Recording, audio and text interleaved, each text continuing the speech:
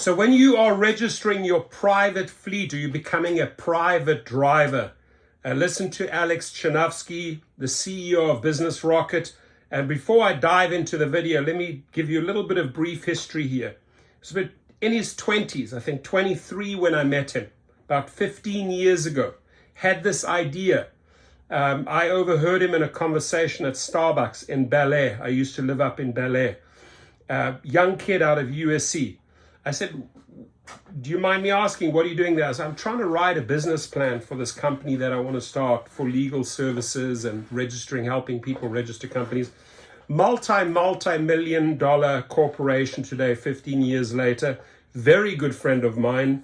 Mentored him in the first few years, didn't have to mentor him after that anymore. He started a division within Business Rocket to help drivers. I pitched him this idea to help drivers get the LLC or the S corporation set up, get all their licensing, right, through Business Rocket for those transport charter permits, etc. And he made a great video basically telling drivers, hey, avoid these 3 pitfalls for a successful TCP license. Essential tips for the new TCP. So let's dive in. Entrepreneurs, this is Alex from Business Rocket, and today we're going to cover the most important pitfalls of the TCP process. The 3 things that always happen to people and what we always try to avoid and why we help with the process. Number 1 is commercial registration. A lot of people buy the car under regular registration and then try to change it to commercial registration. That process is extremely difficult to do. You want to make sure when you buy your vehicle, you buy it right away as a commercial registration. Now, keep in mind, commercial registration does not mean that the car is registered under your company name. That's what makes it commercial. It does not. What makes it commercial is that the DMV recognizes your vehicle as a business use vehicle. So make sure that when you're buying your vehicle, you specifically state to the dealership, I want commercial registration. Number 2 is buying your insurance way too early. The insurance that you buy for the TCP license actually cannot be obtained until you have a pending TCP number. Until the pending number is issued, the policy cannot be written. So 9 out of 10 policies that are able to issue a policy without a TCP number are the wrong policies. And that gets extremely expensive because you have to now cancel the whole policy and get a brand new policy, and you're just going to waste money altogether. And the third thing that we see a pitfall is people not creating corporations or LLCs for their TCP licenses.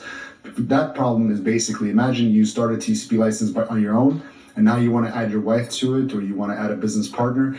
Well, you have to restart the whole process if you don't have a corporation or LLC. There's a lot of benefits to having a business set up, such as a corporation or LLC for the TCP license. And if you want to know all those benefits, you can visit our website and give us a call. But strongly suggest you have a corporation or LLC. It's for tax purposes, for liability purposes, for flexibility purposes, being able to build credit, and being able to have flexibility to sell the business as an asset in the future. Hopefully this information was helpful. Please leave your comments below. We'll love to address all of them, and we'll make sure we can help you any way we can. So leave your comments below for Alex, and I'll have him answer them there.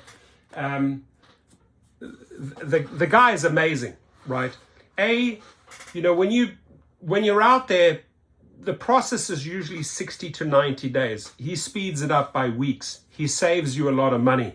They do all my registration of vehicles free of charge because I'm their highest salesperson referrer when it comes to new TCPs in California. I have referred hundreds and hundreds of drivers that have started their own fleet, who've become their own boss, their own private chauffeur. Now, when I talk about private chauffeur, ladies and gentlemen, the link is below. This is really what you want to look into. 300 minutes, everything about the business, and then I will personally put you together with Alex so we can fast track your new business, right? Here you want to put 100% of the proceeds into your pocket. You don't want to go and give Uber or Lyft 70% and you keep 30%. This is about keeping 100% for yourself. Like he said, set up the LLC, set up the commercial vehicle the right way with the DMV. That's why I asked him to make the video. Hey, what are the biggest pitfalls when people are starting off?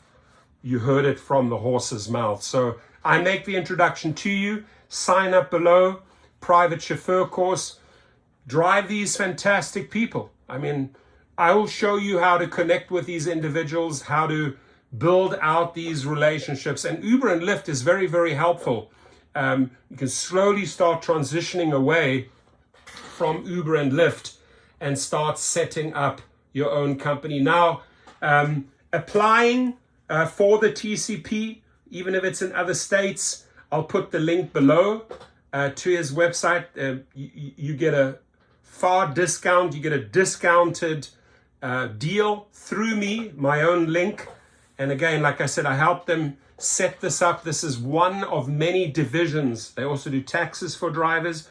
This is one of many divisions within businessrocket.com, and I'll vouch for the guy all day long, right? We've done business together for 15 years, and again, maintains all my vehicles. Not the maintenance side, maintains the paperwork, the LLCs, the renewals, etc., the taxes. I do everything through Business Rocket. So check it out. If you have any questions for me about this, right? How to start a private business, how to start a fleet. If you have any questions for Alex, hey, how do I do this? Where do I start, right? Well, 3 pitfalls were explained right here.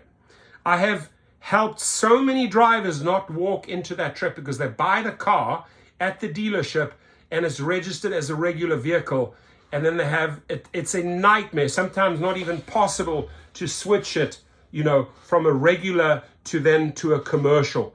The DMV will do it all day long. It's that the financing house, the dealership, will not agree to it. So when you're going in and buying the car, you got to let them know this is for commercial purposes. I am going to be using this on the Uber platform, let's say the Uber Black, on the Lyft platform. You don't have Lyft Lux anymore, but you could use it on XL, and then you are using it for your LLC or your S Corp, right? So it's important, that first step. You could be wasting $40,000, $50,000, $60,000 if you're doing it the wrong way. You'll have a conversation with Alex and set up everything correctly so that you can go out there and make money. Look forward helping you. I've literally helped thousands of drivers around the US and abroad, London, all over the world, South Africa, Australia, set up their own businesses. That's what I'm good at. I've got a strong team.